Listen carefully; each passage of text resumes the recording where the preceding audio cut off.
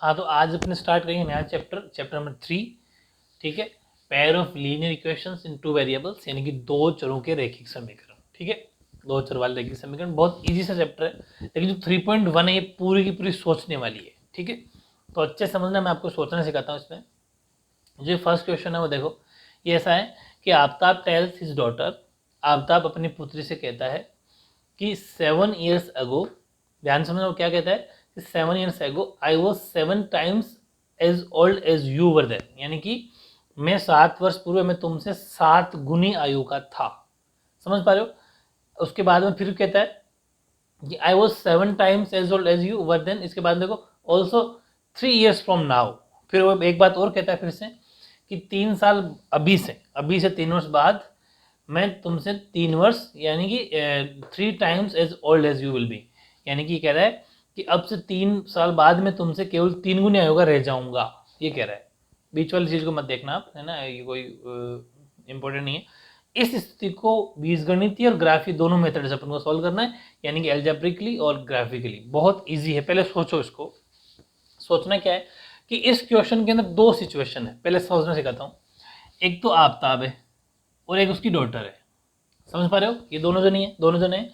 अब आफ्ताब अपनी बेटी से कहता है कि मैं तुमसे, पहली बात कि मैं 7 साल पहले, 7 years एगो मतलब 7 साल पहले मैं तुमसे 7 गुनी आयु, मतलब तुमसे 7 times था। पहली बात आई कि आफ्ताब और उसकी डॉटर को अपन पहचान कैसे करेंगे, तो हम कुछ एक्स और वाई नाम दे देंगे कि सपोज ये एक्स है तो ये वाई है। समझ पा रहे हो? अब 7 साल पहले का मतलब होगा इसमें से भी 7 माइनस हो जाएंगे और इसकी एज में से भी 7 माइनस हो जाएंगे। एज पहले का मतलब माइनस होना, एज का कम होना। इसी अकॉर्डिंग दूसरी बात कहता है कि मैं ये जैसे आफ्ताब और ये उसकी डॉटर, मैं तुमसे अभी से 3 साल बाद, 3 साल बाद का मतलब प्लस अभी जो है उसमें 3 और जोड़ेंगे अपन, ये थोड़ी लैंग्वेज सीख जाना। और उसकी डॉटर क्या हो जाएगी y+3। अब कुछ इसमें क्या है, एक कंडीशन रख दी उसमें दो। ये फर्स्ट कंडीशन है, ठीक है, और फिर ये सेकंड कंडीशन है, मतलब पहली स्थिति और दूसरी, दो स्थितियां इसके अंदर। वो यूँ कहना चाह रहा है कि अब सुनो, ये इतना समझने के बाद आपको ये समझना, हमेशा क्वेश्चन बराबर जब तक नहीं रखेंगे बीच में, मतलब दोनों की इस कंडीशन जो भी है उनको दोनों को हमेशा इक्वल करवाना है। हमेशा क्या करवाना, दोनों को इक्वल करवाना है। अब बताओ, ये आफ्ताब है और ये उसकी डॉटर है, ये ऐसी बात उसको कहता है कि मैं तुमसे 7 साल पहले, तुम्हारी जो एज थी उसका 7 times था। इसका मतलब ये हुआ, मेरी लैंग्वेज को समझना, इसका मतलब ये हुआ कि आप तो अपनी बेटी से ये कहना चाह रहा है कि मैं 7 साल पहले इतना पावरफुल था, थोड़ी लैंग्वेज, लोकल लैंग्वेज समझना, इतना पावरफुल था कि तुमको 7 से मल्टीप्लाई करोगे ना, तुम अपने आप को 7 से मल्टीप्लाई करोगे ना, तब जाके मेरे बराबर आओगे। ये समझ में आ गई?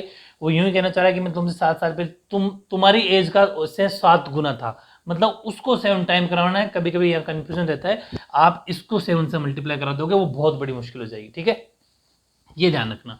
तो मेरी लैंग्वेज समझ लेना, ऐसा इधर कह रहा है वो कि अभी से 3 साल बाद, अभी जो है उससे 3 years बाद मैं तुमसे तिगुना हो जाऊंगा, 3 times हो जाऊंगा। इसका मतलब जो अभी तुम हो ना, उसको अगर 3 से मल्टीप्लाई और करोगे ना, तब जाके मेरे बराबर आओगे। समझ पा रहे हो? बस इनको दोनों को इक्वेशन सॉल्व कर लेनी है। तो वो मेथड तो होगी अपना एल्जेब्रिकली, ठीक है, यानी कि बीजगणितीय। दोनों इक्वेशन आ जाएगी बन के। अब इनको मैं आपको थोड़ा वर्डिंग में लिखा देता हूँ, ये सोचना मैंने आपको सिखा दिया। ठीक है, इसको अपन थोड़ा वर्डिंग में लिख लेते हैं। लेकिन सबसे पहले ये बात लिखेंगे, आफ्ताब की एज को अपन एक्स मानेंगे, तो let age of Aftab be x. ठीक है, हिंदी वाले बच्चे लिख देंगे माना आफ्ताब की उम्र या आयु। ठीक है, उसी तरह सिमिलरली अपन उसकी मानेंगे डॉटर की एज ऑफ आफ्ताब डॉटर। ठीक है, यानी कि माना आफ्ताब की बेटी की आयु, वो सपोज वाई। ये दो लाइन लिखने के बाद आपको ग्राफिकली एल्जेब्रिकली सॉल्व करना है पहले। ठीक है, तो अपन लिखेंगे बाय एल्जेब्रिकली, यानी कि गणितीय रूप में। ये अपन सॉल्यूशन सबसे पहले कौन सॉल्यूशन कर रहे हैं, एल्जेब्रिक। तो एल्जेब्रिकली सॉल्यूशन क्या होता है कि इन दोनों को इक्वेशन में बना देना, और ग्राफिकली का मतलब दोनों इक्वेशन से ग्राफ बना देना। समझ पा रहे हो? पहले इन दोनों को इक्वेशन बनाओ, दोनों को समीकरण बनाओ, और दोनों समीकरण से ग्राफ बना देना। दोनों मेथड हो गए। तो देखो ये इस एल्जेब्रिकली के अंदर भी फर्स्ट कंडीशन है अपनी। फर्स्ट कंडीशन देखो, फर्स्ट कंडीशन कौन सी है? यानी कि पहली स्थिति। बहुत आसान तरीका है, बस समझ में आ जाना चाहिए, वो सोचना सीख लो बस। पहली स्थिति क्या है? तो फर्स्ट कंडीशन ये है कि 7 years ago, 7 years ago age of Aftab. अच्छे से समझना, पूरा स्टेटमेंट करेंगे। आफ्ताब की एज कितनी? एक्स है, तो 7 साल पहले कितनी हो जाएगी? X minus 7। ठीक है, यानी कि 7 वर्ष पूर्व आफ्ताब की आयु। ऐसे ही 7 years ago age of Aftab daughter, Aftab's daughter. ठीक है, उसकी कितनी हो जाएगी? उसकी अपने y माना था उसको, तो उसकी हो जाएगी y माइनस 7। ठीक है, यानी कि 7 वर्ष पूर्व आफ्ताब की पुत्री की आयु। ये होगी। ये पहली कंडीशन है। पहली कंडीशन का मतलब जो पहली बार वो कह रहा है ना अपनी बेटी से, वो वाली बात है कि I was 7 times old as you were then. ये वाली बात, ये पहली कंडीशन है, वो करने पर। अब अपन लिखेंगे अकॉर्डिंग टू क्वेश्चन। ठीक है, यानी कि प्रश्नानुसार। बहुत इजी है समझना। अकॉर्डिंग टू क्वेश्चन क्या कहता है? वो यूं कहना चाह रहा है कि 7 वर्ष पूर्व, 7 साल पहले, ये मैं हूं, मतलब आफ्ताब है और ये आफ्ताब की डॉटर है। वो यूं कहना चाह रहा है कि ये मैं और ये आप, ये आफ्ताब की डॉटर है। अब वो यूं कहना चाह रहा है कि मैं आपसे 7 साल पहले 7 गुना था। इसका मतलब इसको 7 से मल्टीप्लाई करना, वो मैंने आपको बता दिया स्टार्टिंग में, बस इसको आप सोल्व कर लो। तो x माइनस 7 अंदर मल्टीप्लाई करोगे तो 7y माइनस 49। तो x इधर रहेगा, y को इधर ले आओ, माइनस का हो गया 7y। ये 7 अपनी जगह ही है, और 49 को इधर ले आओ, 49 हो जाएगा प्लस का बराबर 0। क्यों? बिकॉज 7y को भी अंदर ले आई, 49 को भी इधर ले आई, इधर कुछ भी नहीं बचा। इसके बाद देखो अभी तक एक लाइन और आ जाएगी। खैर, x माइनस 7y, और यहाँ क्या बच गया? प्लस का 42, क्योंकि आप जानते हो बड़े डिजिट प्लस का है। ये इक्वेशन फर्स्ट बन गई, समीकरण 1। परफेक्ट। ये थी पहली स्थिति, फर्स्ट कंडीशन। ऐसे कैसे सेकंड कंडीशन? सेकंड कंडीशन क्या है? यानी कि दूसरी स्थिति। वो कहता है same to same 3 years from now, यानी कि अब से 3 वर्ष बाद। ठीक है, अब से 3 वर्ष बाद कितनी एज हो जाएगी बताओ? इतना लिख दो सीधा ही। 3 वर्ष बाद आफ्ताब्स एज, आफ्ताब की जो एज है वो कितनी हो जाएगी? ये 3 वर्ष बाद आफ्ताब की उम्र कितनी हो जाएगी? अभी कितना है वो?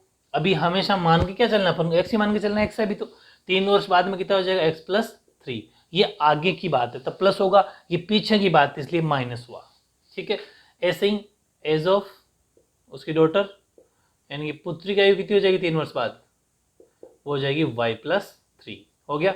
उसके बाद में वापस अकॉर्डिंग टू क्वेश्चन, यानी कि प्रश्नानुसार।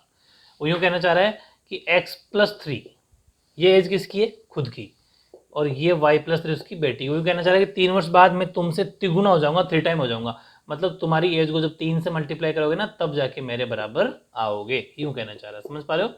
तो x प्लस 3 अंदर मल्टीप्लाई किया तो 3y प्लस 9 यहाँ से आ गया। तो x मतलब हमेशा बराबर 0 लेके चलना है जब तक पूरा सोल्व करना है। तो x, अब 3y को पहले ले आओ, क्योंकि x के बाद में y लिख दोगे तो ज़्यादा बेटर है y की वैल्यू।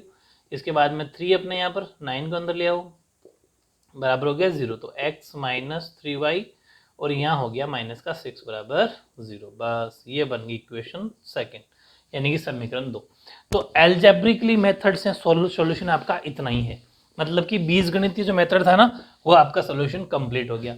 अब ये जो इक्वेशन फर्स्ट और इक्वेशन सेकंड बनी, इन दोनों इक्वेशन की हेल्प से अपन इसको सोल्व कर देंगे ग्राफिकली। ठीक है, बस इतना सॉल्यूशन आपका एल्जेब्रिक कंप्लीट है। एक मतलब ऐसा मान लो कि आधा आंसर आपका, आधा सॉल्यूशन आपका हो गया। ठीक है, तो अब इन दोनों इक्वेशन से अपन को ग्राफिकली सोल्व करना है। देखो ज़्यादा इंपॉर्टेंट तो आपके ग्राफिकली है, मतलब ये ग्राफी मेथड है ना, यही ज़्यादा इंपॉर्टेंट है। एग्जाम के अंदर यही क्वेश्चन आएगा, और आपको एल्जेब्रिकली नहीं पूछेगा, सीधा ग्राफिकली पूछेगा। ठीक है ना, वेरी इंपॉर्टेंट है, ग्राफ बनाना सिखाता हूँ आज, बहुत इंपॉर्टेंट चीज़ है। अब देखो अपन को जब भी ग्राफिकली सॉल्व करना होता है ना, तो अपन को ये जो इक्वेशंस होती है वो अपन को लेनी होती है। इक्वेशन 1 और 2 ले ली, अब बारी बारी उठाना है आपको। सबसे पहले बाय इक्वेशन फर्स्ट, ठीक है, यानी कि समीकरण 1 से सबसे पहले इक्वेशन फर्स्ट पढ़नी है।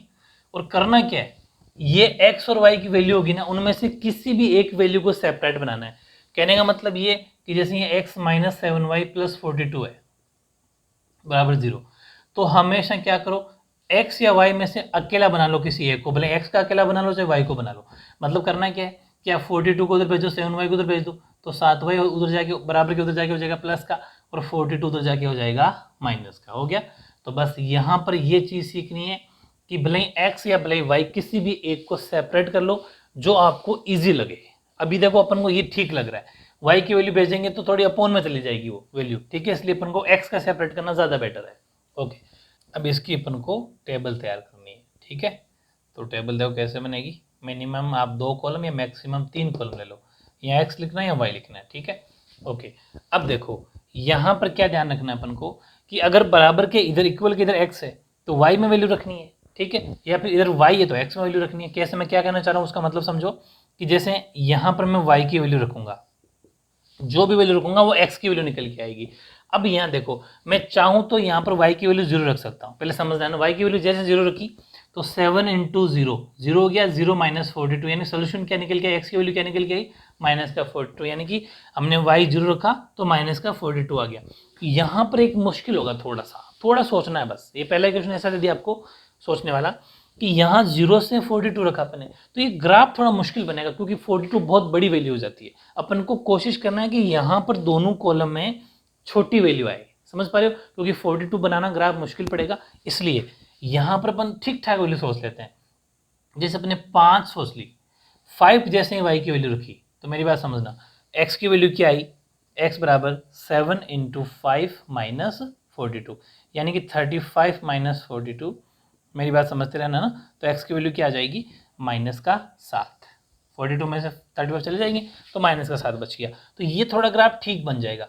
कैसे कि हमने y को 5 रखा तो x माइनस का 7 है, और 5 और 7 ये मतलब मिले जुले छोटी छोटी वैल्यू है, ग्राफ बनाना बड़ा ईजी है।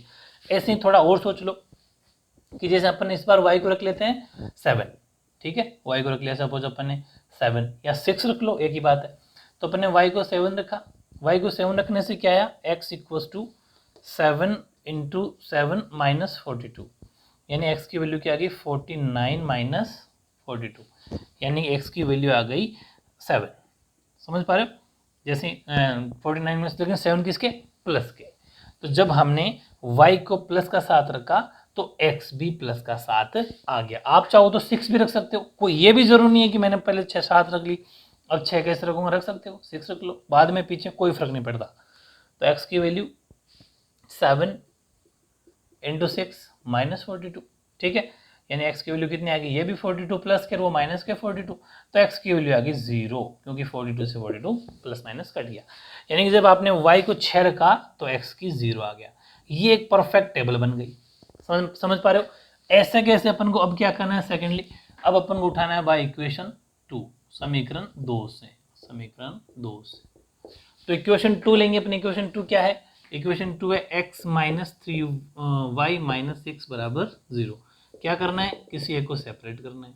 तो क्या करेंगे, 3y को उधर भेजा 3y प्लस का हो गया, 6 को उधर भेजा 6 भी प्लस का हो गया, ये इजी पड़ेगा, ठीक है। y को सेपरेट करना चाहोगे तो वैल्यू अपॉन में जाएगी, मुश्किल पड़ेगा, शायद आप ऐसा करोगे भी नहीं, ठीक है, गुड। अब देखो x और y, चलो अब सॉल्व करते हैं इसको। मिनिमम 2 और मैक्सिमम 3 कॉलम बहुत है। तो अब देखो अपन क्या रखें यहाँ पर y की वैल्यू, तो हमने y की वैल्यू सपोज रख ली 0, यहाँ 0 रखा तो क्या आया 6, ठीक है, वैल्यू तो ठीक ठाक है। y की वैल्यू 0 रखी तो x बराबर 3 इंटू 0 प्लस 6, यानी x की वैल्यू क्या निकल के आ गई 0 प्लस 6, यानी x की वैल्यू निकल के आ गई 6। ये भी करके दिखाना है सोल्यूशन आपको, कहाँ पर, जो आपको ग्राफ का लाइन वाला पेज सोल्यूशन वाला पेज मिलेगा ना उसमें, ठीक है। यानी कि जब आपने y को 0 रखा तो x 6 आ गया, ठीक है। इसी तरह एक दो बार और रख लो। अब आप y की वैल्यू रख लो, कहाँ गया ये रहा 1 रख लो, ठीक है। तो y की वैल्यू आपने 1 रखी तो x का सोल्यूशन आ गया 9, यानी कि 3 इंटू 1 प्लस 6 या 3, तो x की वैल्यू क्या आ गई 9। तो जब आपने y को 1 रखा तो x की वैल्यू 9 आ गई। 9 तक तो ठीक है। इसके बाद में आप ज़रूरी नहीं है प्लस ही प्लस रखो, माइनस का भी रख सकते हो। जैसा आपने यहाँ पर y की वैल्यू रख लेनी है, y की वैल्यू रख ली जैसे -2, थोड़ा सा दिमाग लगाना है, -2 रखा तो y की वैल्यू -2 रखा तो क्या बेनिफिट हुआ, x इक्वल्स टू 3 और y की जगह -2 + 6, x बराबर ये हो गया -6 + 6 कट गया 0, यानी कि 0 to 0 ग्राफ थोड़ा अच्छा बनता है। यानी कि y की वैल्यू -2 रखी तो 0 आ गया। हालांकि आप जो मर्जी रख सकते हो वैल्यू, कोई पाबंदी नहीं है, लेकिन क्या होता है ग्राफ बनाना थोड़ा इजी पड़े, कॉम्प्लिकेटेड में फंसा होगा क्या फ़ायदा। इतनी चीज़ें आपको समझ में आ गई नहीं आ गई, ये वाली टेबल और ये वाली टेबल, दोनों टेबल बनाना सीखे, दोनों टेबल से ही ग्राफ बनेगा, इसलिए दोनों टेबल बनाना आपको सीखना ही सीखना है। अब अपन इसको ग्राफिकली सोल्व करते हैं। तो ग्राफ के अंदर आप जानते ही हो, जब दो तरह के ग्राफ होते हैं, जब वैल्यू टेबल की वैल्यू हम देख रहे हैं, यहाँ माइनस की वैल्यू है प्लस की वैल्यू है, माइनस की वैल्यू प्लस की, दोनों की वैल्यू है, तब तो बनेगा प्लस ग्राफ। प्लस ग्राफ का मतलब इधर माइनस होता है, इधर प्लस, इधर माइनस, यानी कि यहाँ जो वैल्यू होती है ना -1 -2 -3 -4, ये ऐसे इधर -1 -2 -3, ये सब दोनों ऊपर वाले होते हैं प्लस में, ठीक है, ये दोनों ओके 1 2 3, ये प्लस के होते हैं, ये माइनस के होते हैं। तो अपन को प्लस और माइनस दोनों बनाना हो तो प्लस ग्राफ, वरना अगर प्लस का होता है सिर्फ तो एल ग्राफ, यानी कि सिर्फ दोनों प्लस प्लस का बना लेते, तो ये भी सही हो जाता। लेकिन अभी दोनों टेबल को अपन ने जब देखा तो पता चला कि वैल्यू कैसी है, प्लस और माइनस दोनों में, तो अपन को ये प्लस वाला ग्राफ बनाना है, ये वाला, ठीक है ओके। अब ये देखना है कि हाईएस्ट वैल्यू कितनी है, दोनों टेबल को हमने देखा तो हाईएस्ट वैल्यू है 9, तो अपन को 9 तक ले लेना है, ठीक है 5 6 7 8 और 9 तक परफेक्ट बन जाएगा। 9 इधर यानी 18 कॉलम तो ग्राफ में होते ही हैं, ये इसमें तो कोई किसी की दिक्कत होगी नहीं भी, ठीक है। और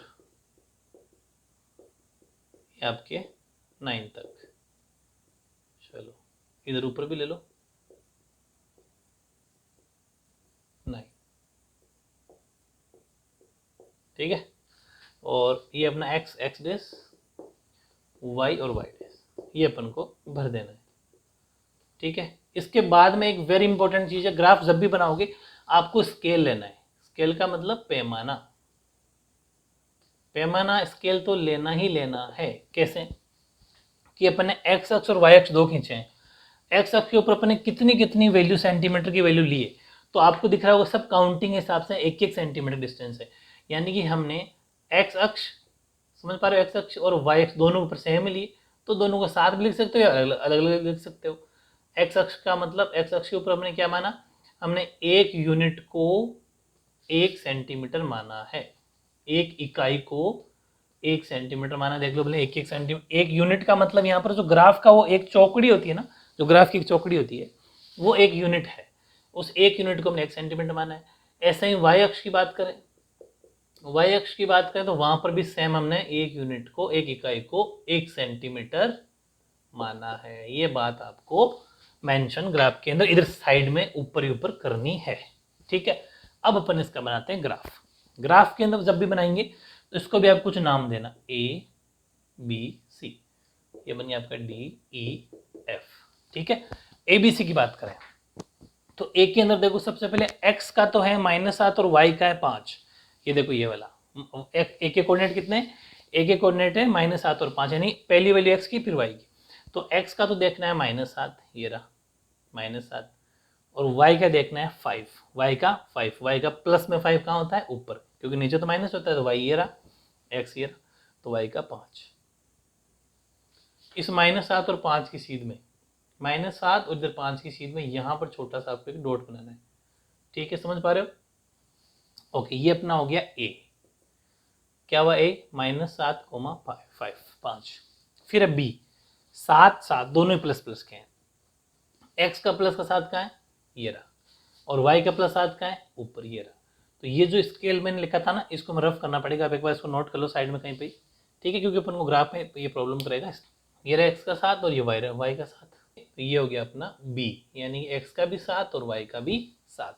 ऐसे ही c है 0,6, यानी x का तो 0 0 सबका ये होगा, x का 0 चाहे y का 0 0 यही है, और y का 6 प्लस में, तो y का 6 प्लस में कौन सा है, ये रहा, ठीक है। चलो ये y का 6 हो गया। अब इसको आपको ऐसे मिला देना है, ये लाइन आप जैसे ड्रॉ करोगे उसके बाद ये c अपना ना लिख देना, c 0,6, ये आपको ऐसा लाइन सीधी लाइन इसको मिला देना है। जैसी भी आपकी मिलेगी लाइन खींच देना, ठीक है। ओके, अच्छा एक बात और बताऊं, ये जो भी आप ग्राफ बनाओगे, ग्राफ तीन तरह के बन सकते हैं। कैसे? एक तो लाइन पैरेलल हो सकती है, पैरेलल का कैसे पता चलेगा, अभी स्कोर बनाएंगे, हो सकता है इसके समांतर एक लाइन और आ जाए, पैरेलल आ जाए, या फिर दोनों लाइन आपस में इंटरसेक्ट कर ले, दोनों आपस में इंटरसेक्ट कर ले, या फिर इसी के ऊपर ये आ जाए, मतलब जब सेम टू सेम वैल्यू आए तो इसी के ऊपर आ जाए। ये तीन तरह के बेसिकली आपके ग्राफ बन सकते हैं, समझ पा रहे हो? एक तो कौन सा, एक तो इसके पैरेलल आ जाए, मतलब इसकी वैल्यू भी इसके ऐसी आएगी, इसके समांतर हो, दोनों पैरेलल हो, या फिर ये और ये दोनों आपस में कहीं ना कहीं क्रॉस कर जाए, या फिर इसी इसी के ऊपर वो आ जाए, मतलब दोनों की वैल्यू सेम हो। तीन तरह के ग्राफ बनते हैं, ठीक है, अभी बता दूंगा आगे। चलो अब इसकी बात करते हैं। डी में x 6 है, x कहाँ पर है, ये रहा, उसका प्लस में है 6, तो ये वाला 6 देखना है, और जीरो, जीरो का मतलब ये, इसका मतलब यहाँ आएगा अपना डी, 6,0, ये ध्यान रखना, पहले x की वैल्यू फिर y की वैल्यू लिखनी है यहाँ पर, ठीक है, गलती मत करना।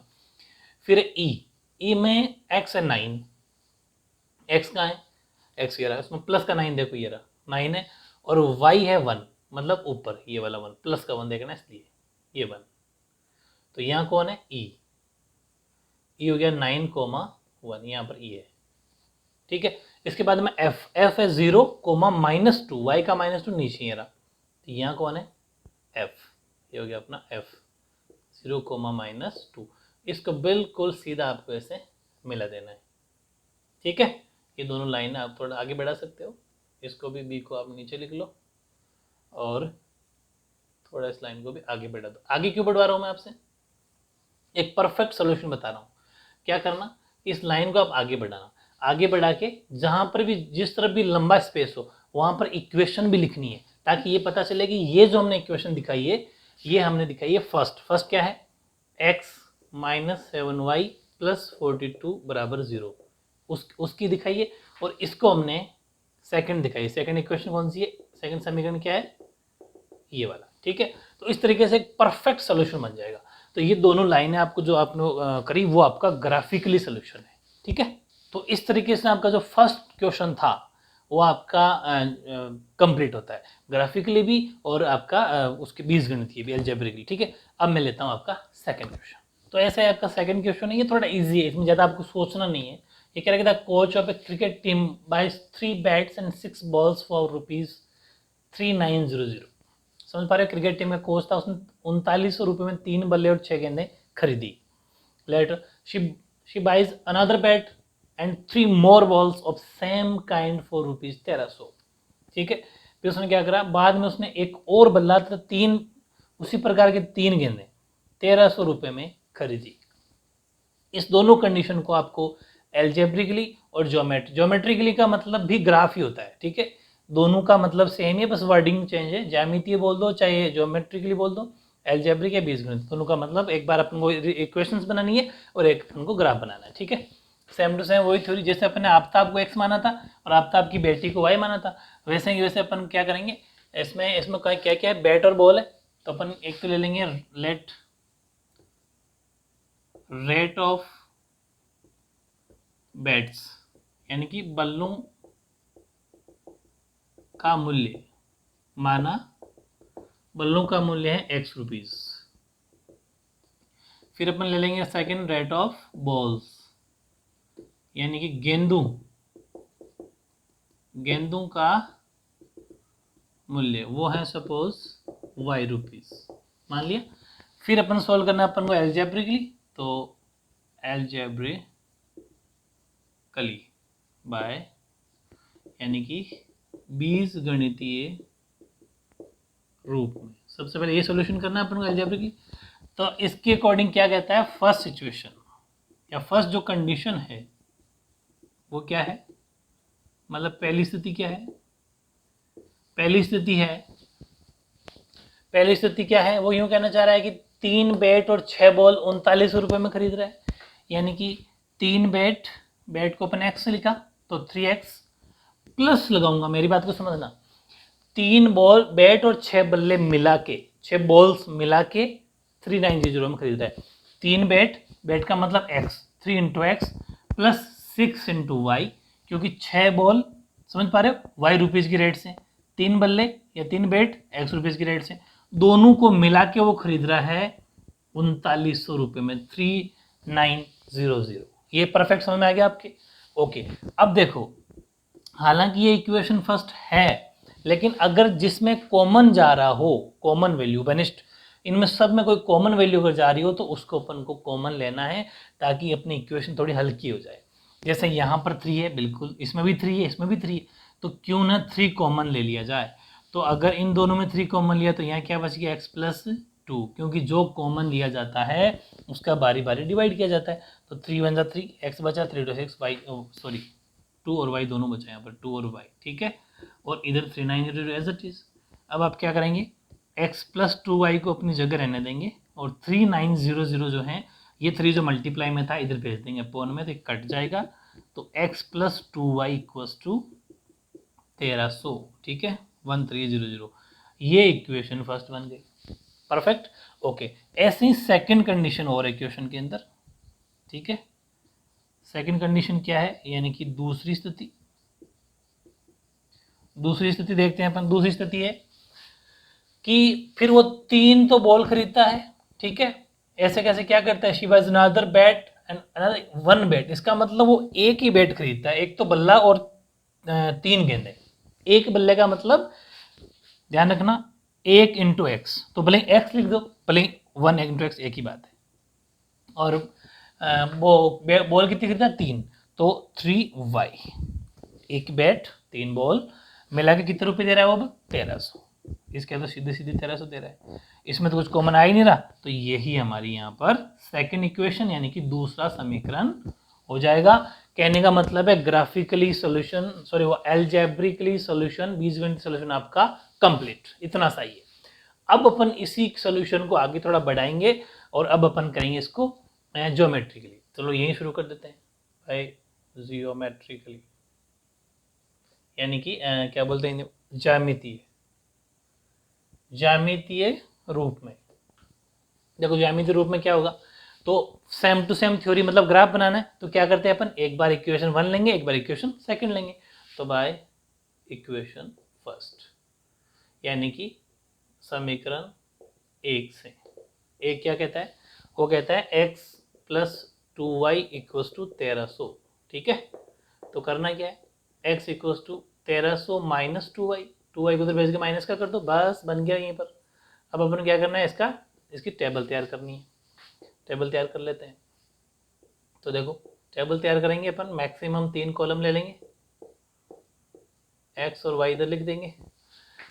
फिर y की वैल्यू रखनी है अपन को, तो यहाँ थोड़ी बड़ी वैल्यू है। देखो 1300 है तो ठीक ठाक रखना है, ऐसा मतलब है 1300 है, y किसी को 1 रख दिया तो 1300 में से 2 हो जाएगा तो 1298 बच गया, ऐसा नहीं, ठीक ठाक रखना।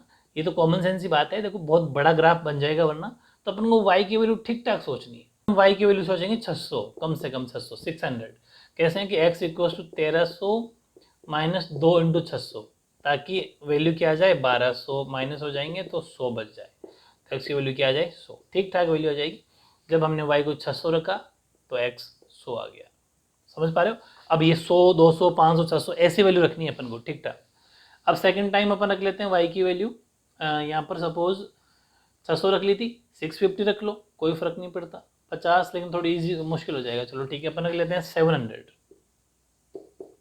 700 रखी तो x की वैल्यू क्या आ गई, 1300 - 2 × 700, यानी कि 1300 में से 1400 माइनस के हो जाएंगे, तो x की वैल्यू आ गई आपके -100, -100 आ गया। यानी कि जब आपने y को 700 रखा था ना, तो x की वैल्यू आ गई -100, ठीक है। ऐसे ही आप एक बार और सोच लो, यहाँ सोच लो अब आप x की वैल्यू, सॉरी वो y की वैल्यू रख लो 800 रख लो, 800 रख ली, तो 800 रखा तो x की वैल्यू कितनी आ गई, 1300 - 2 × 800, तो 1300 - 1600, 1600 हो गया ना। तो x की वैल्यू क्या आ गई, x की वैल्यू आ गई -300, क्योंकि 1600 माइनस के बड़े। तो जब आपने क्या सोचा, y 800 सोचा, तो यहाँ वैल्यू आई -300।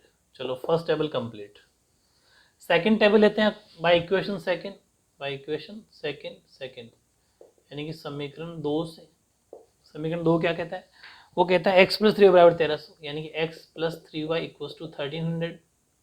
तो x बराबर 1300 में से 3y को उधर भेज दो तो माइनस के हो जाएंगे, बस हो गया सेपरेट। बनाओ यहीं पर टेबल, तो यहाँ पर अगर टेबल बनाते हैं तो ये x और ये y, ठीक है। चलो क्या रखें बताओ, y की वैल्यू, y की वैल्यू अपन रखते हैं, ठीक ठाक रखना, 500 रख लो, 500 रख लो, कम रख लो थोड़ा, 400 रख लो, 400 का ये मन से रख सकते हो आप, ठीक ठाक रखना बस। 1300 माइनस 3 इंटू 400, 1200 हो गए भाई, 3 इंटू वाई हो गया ना 1200। तो एक्स की वैल्यू क्या आ गई 100, यानी कि जब आपने वाई 400 रखा था, 400 रखा था, तो एक्स आ गया 100, ठीक बात है। दूसरी बात अपन वाई की वैल्यू रख लेते हैं 500, 500 रखा, तो एक्स की वैल्यू कितनी आ गई 1300 माइनस 3 इंटू 500 यानी कि 1500। तो एक्स की वैल्यू आ गई 1300 में से 1500 जाएंगे तो एक्स की वैल्यू आ गई माइनस का 200, यानी कि जब आपने y को 500 रखा था तो x की वैल्यू माइनस का 200 आ गई, ठीक है। अब क्या रखोगे, अब 6 रख लो, ठीक है। तो y बराबर 600, तो y जैसे 600 रखा आपने तो x की वैल्यू क्या आ जाएगी बताओ, 1800 हो गया, यानी कि 1300 में से 1800 माइनस हो जाएंगे 1800, तो x की वैल्यू निकल के आती है माइनस का 500। ईजी है बहुत, यानी कि जब आपने y 600 रखा तो यहाँ वैल्यू निकल के आ गई माइनस का 500। दोनों टेबलें अपने तैयार हो गई। अब इन दोनों टेबल से अपन बना लेंगे ग्राफ, ठीक है। तो मैं ये दोनों रफ करूंगा, ठीक है, यहाँ पर अपन बनाने वाले हैं ग्राफ। तो अब देखो ग्राफ बनाते हैं अपन इसका। तो प्लस वाला ग्राफ बनेगा क्योंकि प्लस और माइनस दोनों में वैल्यू है, और बहुत ईजी तरीका है जो ये मैं तरीका बता रहा हूँ, मेथड जो बता रहा हूँ बहुत ईजी है, ठीक है। इसको आप समझ लोगे तो आपके ये मार्क्स नहीं कटने वाले कहीं पर भी। यू वाई डैश एक्स और एक्स, ठीक है, ओके। अब टेबल को देखते हुए वैल्यू भरनी है इसके अंदर। टेबल में मैंने देखा हाईएस्ट वैल्यू 800 800 बस 800 है, इसका मतलब हम यहाँ तो चलो अपना जीरो होता है, तो अपन एक तो रख लेते हैं 100, 200, 300, 400, 500, 600, 700 और 800, मतलब 800 लास्ट है, और ये होती है माइनस में, ठीक है। तो ये वैल्यू होगी अपनी माइनस में। ऐसे इधर भी माइनस, तो 100, 200, 300, 400, 500, 600, 700 और अपना 800, ठीक है। 100 के गैप से अपन ने ये रख ली। ऐसे इधर 100, 200 ये होती है प्लस में, 400, 500, 600, 700 और 800, ठीक है। चलो और इधर की बात करें, ऐसा इधर है 100, 200, 300, 400, 500, 600, 700 और 800, ठीक है। चलो ये तो अपना थोड़ा भर दिया, इसको अपने फिल कर दिया। अब देखो इसके बाद में अपन को लेना है स्केल। तो स्केल पिछली बार की तरह मिटाना ना पड़े, अपन थोड़ा साइड में ले लेते हैं पहले ही, समझते हुए रहना, बहुत ज़रूरी है स्केल लिखना। स्केल का बोलते हैं हिंदी में पैमाना, हिंदी में पैमाना, बहुत ज़रूरी, इजी बताऊंगा, बहुत इजी है वैसे भी। देखो अपने पिछली बार यहाँ से लेके जो एक चौकड़ी है आपकी ग्राफ की, इसको बोलते हैं एक यूनिट। बिल्कुल देसी लैंग्वेज समझ लिया, ज़्यादा कोई लोड नहीं लेना। एक चौकड़ी को अपन बोलते थे एक यूनिट, और वहाँ पर अपन ने काउंटिंग लिखी थी 1 2 3 4, यानी कि वहाँ हमने लिखा था एक यूनिट बराबर, यानी कि एक इकाई बराबर लिखा था 1 सेंटीमीटर, क्योंकि काउंटिंग ली थी 1 2 3 4। यहाँ पर ले रहे हैं 100, तो यानी कि हमने यहाँ पर एक यूनिट को 100 सेंटीमीटर माना है। ये बात किसकी लिखी अपन ने, एक्स अक्ष की, और ऐसी की ऐसी वाई के लिए सेम टू सेम, क्योंकि वाई को भी हमने 100 ही माना है, समझ में आ गई। तो एक्स अक्ष को भी 100 सेंटीमीटर एक यूनिट बराबर, और वाई को भी एक यूनिट बराबर 100 सेंटीमीटर। परफेक्ट, ये जरूर लिखना, ये अलग से चेक होता है। चलो अब भरते हैं graph. A B C D अपनी इच्छा से नाम दे दो, बस मैं कहूँ वो मेथड अप्लाई करना, तभी फुल मार्क्स आएंगे। डी एफ, ए की बात करें तो ए पर है वह एक्स का तो 100 प्लस का ये रहा, और वाई का 600 प्लस का ये रहा। तो 100 की और 600 की सीध में यहाँ एक पॉइंट बना दो, ये अपना हो गया ए, 100, 600, ओके। बी है माइनस का तो 100, एक्स माइनस का 100, एक्स का है ये रहा, माइनस का 100 का ये रहा, और y है 700, y है प्लस में, तो मतलब इसकी सीध में इस दोनों के 700 और इस 100 की सीध में यहाँ एक पॉइंट बना दो, ये हो गया अपना b। b है कौन, 100, 100, सॉरी -100, 700 प्लस का माइनस है भाई 100 ही, ठीक है ओके।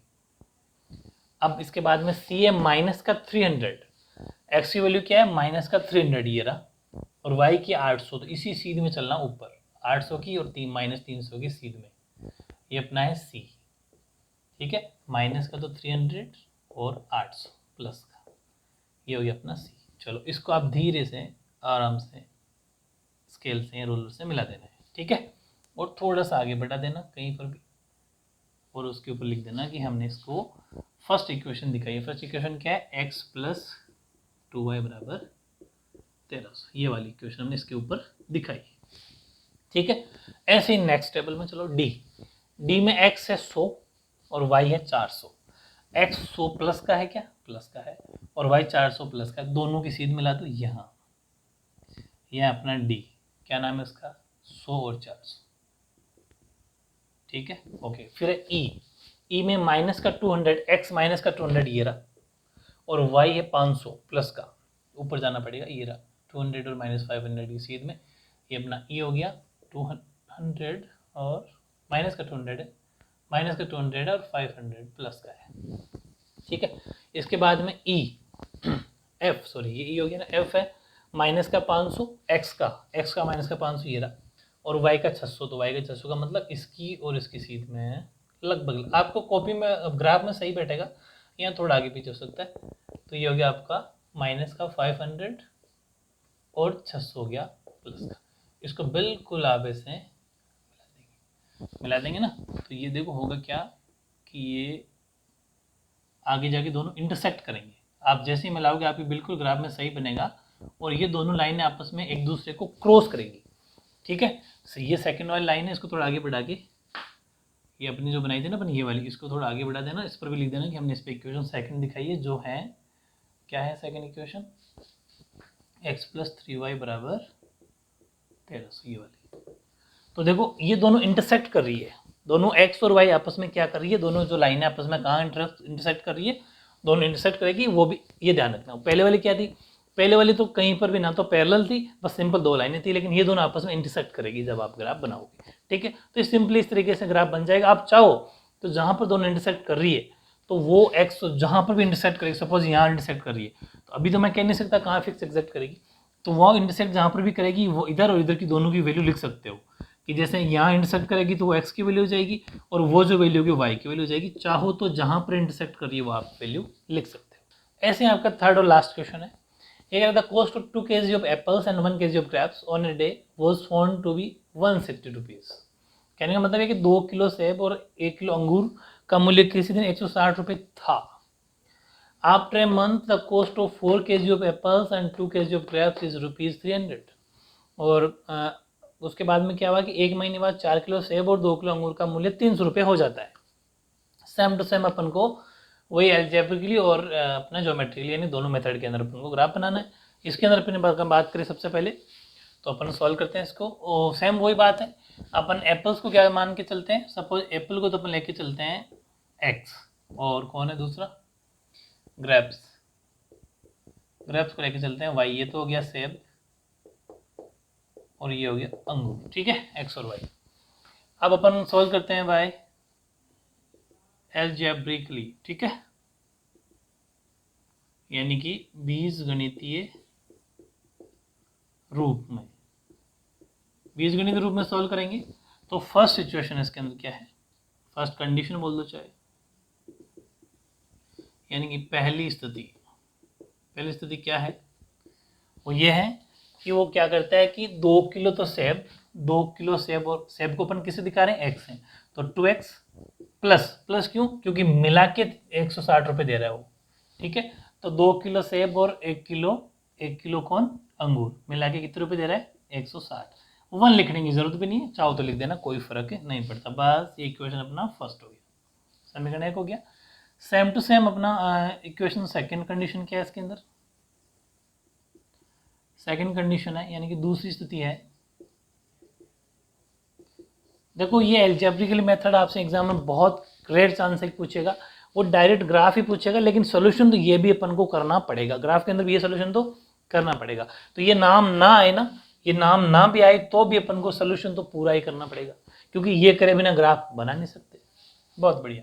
आगे देखो, 4 किलो एप्पल 2 किलो ग्रेप्स, यानी कि एप्पल को अपन ने एक्स से दिखाया, 2 किलो ग्रेप्स वाई से दिखाया, 300 रुपये में लेता है। मैंने एक बात बताई थी, फाइनल इक्वेशन जब तक ना देंगे, जब तक कॉमन की चांस हो तो कॉमन लेंगे। 2 कॉमन जा रहा है, 2 कॉमन जा रहा है, 2 कॉमन जा रहा है, यानी कि 2 कॉमन ले लो, तो यहाँ बच गया 2x प्लस वाई बराबर 300। ठीक है, तो अब क्या लिख देंगे अपन, ये 2 उधर चला जाएगा, तो 2x plus y equals to 300 upon 2, यानी कि आपका बन गया 2x plus y equals to 150, क्योंकि 2 की टेबल से जब कटेगा तो ये क्या हो गया 150। तो ये इक्वेशन फर्स्ट और सेकंड दो इक्वेशन हमारे पास आ गई। मतलब कहने का मतलब एल्जेब्रिकली ये सॉल्यूशन अपना कंप्लीट हो गया। अब अपन इसको सोल्व करते हैं ग्राफिकली। ठीक है, तो बाय ग्राफिकली जो कि ज्योमेट्रिकली लिखा हुआ तो वो लिख दो। ठीक है, ज्योमेट्रिकली यानी कि हिंदी में बोलते हैं तो ज्यामितीय, ज्यामितीय रूप में। तो ज्यामितीय रूप में क्या करेंगे, सबसे पहले बाय इक्वेशन फर्स्ट, यानी कि समीकरण 1 लेंगे सबसे पहले। समीकरण 1 से वो क्या कहता है, ये रहा 2x plus y equals to 160, 2x plus y equals to 160। तो क्या करना है, सेपरेट करना है। इस बार देखो y को सेपरेट करना ज़्यादा बेटर है, x को सेपरेट करोगे तो वैल्यू अपोन में जाएगी, मुश्किल पड़ेगा।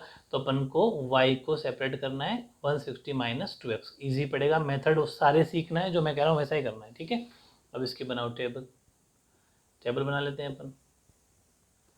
मैक्सिमम 3 कॉलम ले लो।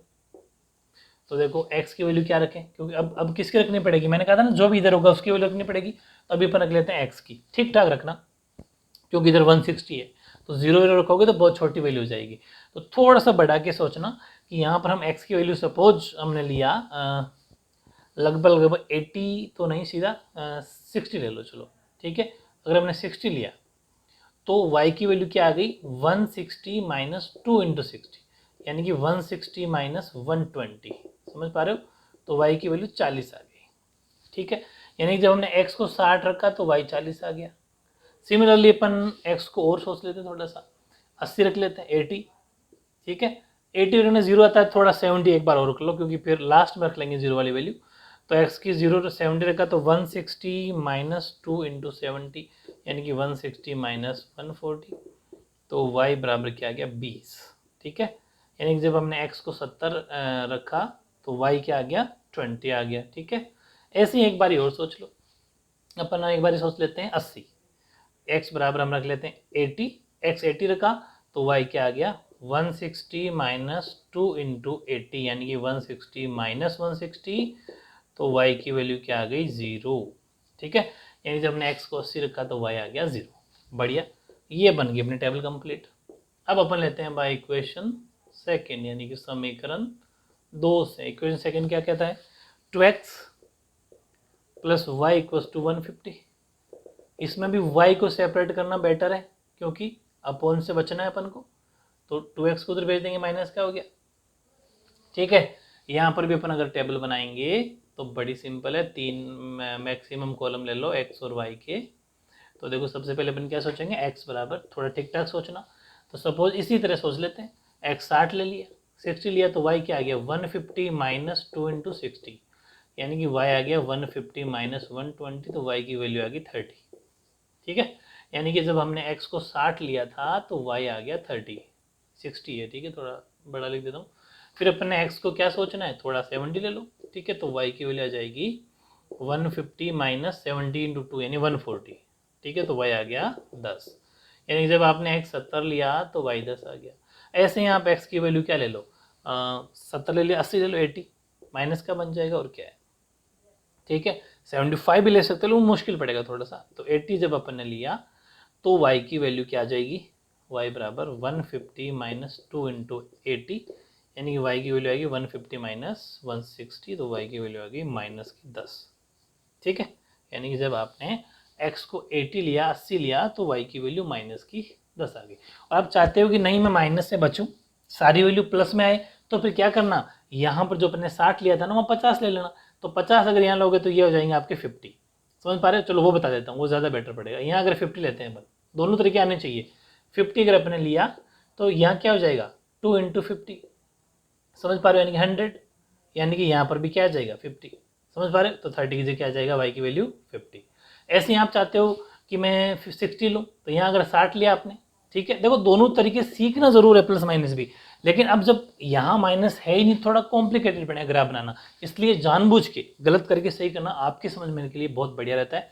60 रखेंगे तो 60 × 2 यानी 120, तो यहाँ पर आ जाएगा 30, यानी कि जब आपने 60 रखा तो यहाँ पर क्या आ गया 30, समझ गए।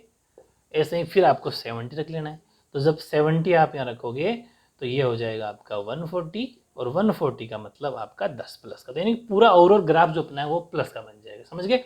एक बढ़िया तरीका हो जाएगा। 80 की जगह पर रख लिया अपन ने 70, ठीक है।